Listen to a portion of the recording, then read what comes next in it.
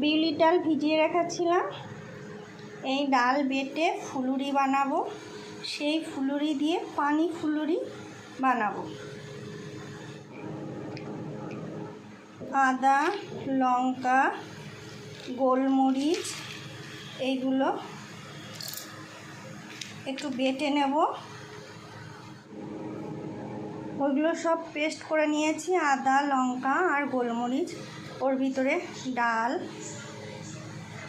ভিজিয়ে রেখেছিলাম, জল ঝরিয়ে নিয়েছি। এবার এইগুলো সব একসঙ্গে বেটে নেব। এর ভিতরে একটু খাবারের সোডা, এর ভিতরে একটু খাবারের সোডা দিয়ে দিলাম। এটা দিয়েই পেস্ট করব। ডালটা ভালো করে ফেটিয়ে নিয়েছি। আর একটু নুন পরিমাণ মতো আর সামান্য হলুদ, এইগুলো দিয়ে আরও ভালো করে ফেটিয়ে নেব। তেল গরম হয়ে গেছে। এবার ছোট ছোট ফুলুরি ভেজে নেব, ছোট ছোট করে।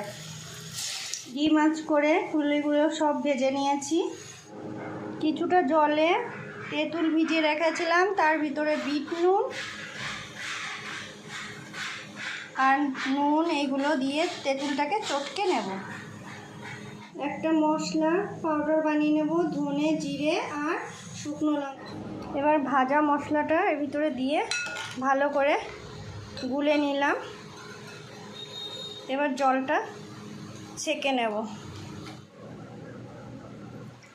জলটা এরকম করে ছেঁকে নিলাম। জলটার ভিতরে একটু ঠান্ডা জল দিয়ে দেবো, গরমের দিন দারুণ লাগবে খেতে। আর একটু চাট মশলা দিয়ে দেবো। এবার এর ভিতরে সব ফুলুরিগুলো দিয়ে দিলাম। হয়ে গেছে। তোমাদের যদি ভালো লাগে এরকম রেসিপি, তাহলে করে খাবে বাড়িতে।